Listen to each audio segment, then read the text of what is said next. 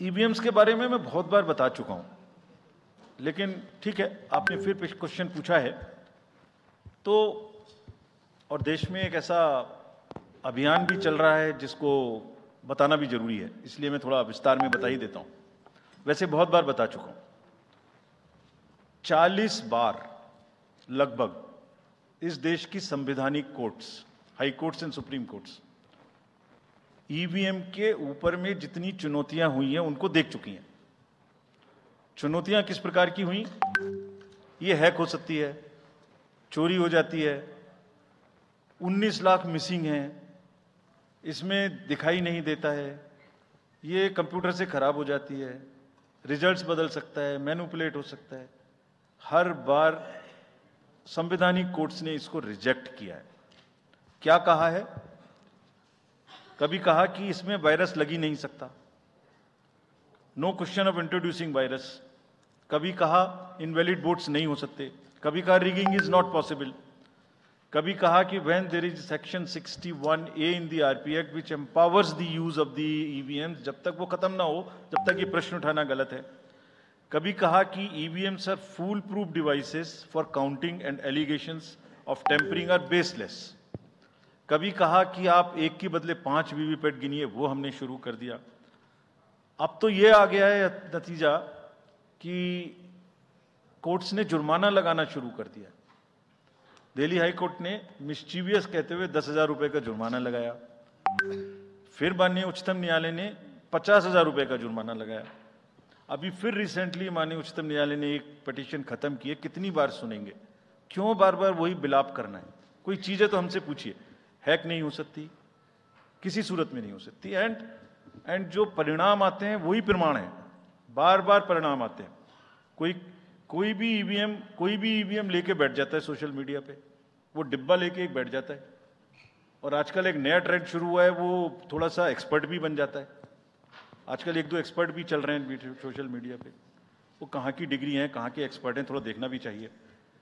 वो बताते हैं कि ये डिब्बा है, वो टूल बॉक्स जैसा डिब्बा होता है, उसके अंदर में क्या है पता नहीं है, उसमें से एक गत्ते के डिब्बे में से एक स्लिप भी निकलती है, वो धरना भी हो जाता है कि ये स्लिप बदल गई, मैंने यहाँ बटन दबाया था और यहाँ ही गलत निकल। लेकिन भाई आपने क्या दबाया था, किसी को बताया था क्या?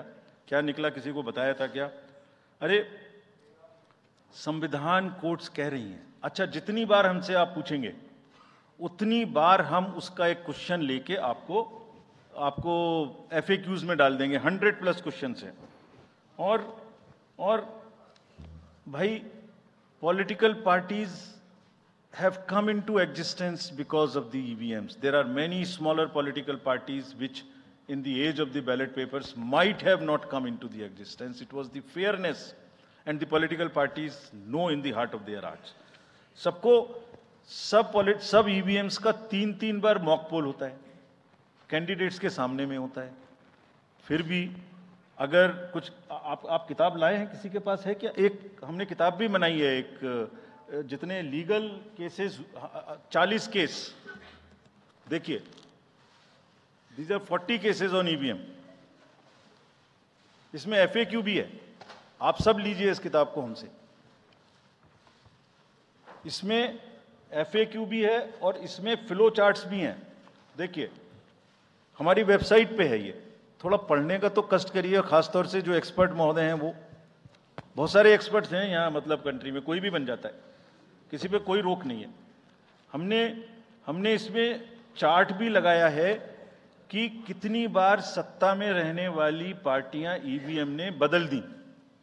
तो मुझे भी ईवीएम पे फिर मैं रात सोच रहा था ये प्रश्न तो आएगा जरूर, तो फिर रात को मैंने कुछ लिखा अपने हाथ से, वो फिर आपको सुनाता हूं।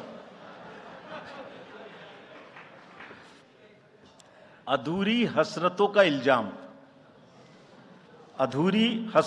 इल्जाम हर बार हम पर लगाना ठीक नहीं।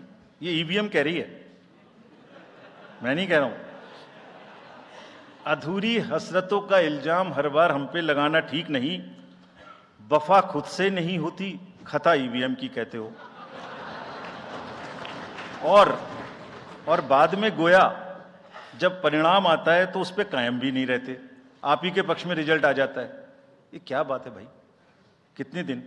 EVMs are 100% safe, 100% sure. We know now, in last 2 years, again, we have done large number of improvements.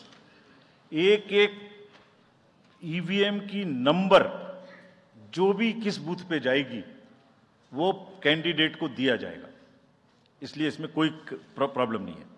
Now